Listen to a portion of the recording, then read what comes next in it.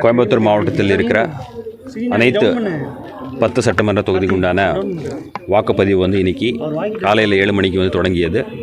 எல்லா வாக்குச்சாவடிகளில் வந்து சுமூகமாக வந்து போலிங் ப்ராசஸ் வந்து சுமூகமாக தொடங்கியிருக்குது. மற்றும் இன்றைக்கு தினம் நம்ம கோயம்புத்தூர் மாவட்டத்தில் இருக்கிற 3540 வாக்குச்சாவடிகள் 1065 லொக்கேஷன்ஸ் இருக்க வாக்குச்சாவடிகளில் வந்து ஒவ்வொரு வாக்குச்சாவடிகளில் வந்து சட்டம் ஒழுங்கு மற்றும் சுமூகமாக வாக்குப்பதிவு பணிகள் வந்து பார்க்குறதுக்கு உண்டான எல்லா ஏற்பாடுகளும் நம்ம பண்ணியிருக்கோம். குறிப்பாக சிஏபிஎஃப் டிப்ளாய்மெண்ட் மற்றும் other state police deployment, Tamil Nadu state police deployment உள்ளிட்ட அனைத்து செக்யூரிட்டி மெஷர்ஸ் நம்ம எடுத்திருக்கோம்.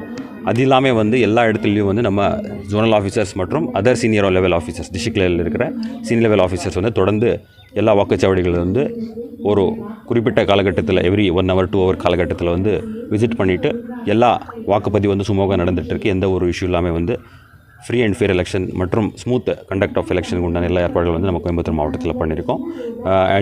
இந்த தடவை வந்து வாக்காளர்களுக்கு வந்து நம்ம மாவட்டத்தில் வந்து அனைவரும் வாக்குச்சாவடி வந்து 100% போலிங் நம்ம கோயம்புத்தூர் மாவட்டத்தில் வந்து வரணும். அப்படி வந்து பல வகையான முயற்சிகள் நம்ம எடுத்திருக்கோம். கடந்த சட்டமன்ற தேர்தலில் இருந்த வாக்குப்பதிவு பர்சன்டேஜோட கண்டிப்பாக வந்து இந்த தடவை வந்து அதிகமாக இருக்கும் அப்படி எதிர்பார்க்குறோம். காலையில் நீங்கள் பார்த்துருப்பீங்க 7 மணிலேருந்து ஒரு ஓட்டர் டர்ன் அவுட் அப்படி நம்ம என்ன சொல்கிறோம், நல்ல முறையில் இருக்குது. எல்லா வாக்குச்சாவடிகள் வந்து வாக்காளர்கள் வந்து வாக்குப்பதிவு பண்ணிகிட்டு இருக்காங்க. கண்டிப்பாக வந்து இந்த ஈவினிங் 6 மணிக்கு வந்து நம்ம வந்து ஓட்டர் டர்ன் அவுட் எடுக்கும்போது கண்டிப்பாக கடந்த சட்டமன்ற தேர்தலில் இருந்த வாக்குப்பதிவோட கண்டிப்பாக இது நல்ல முறையில் இருக்கும் அப்படி எதிர்பார்க்குறோம்.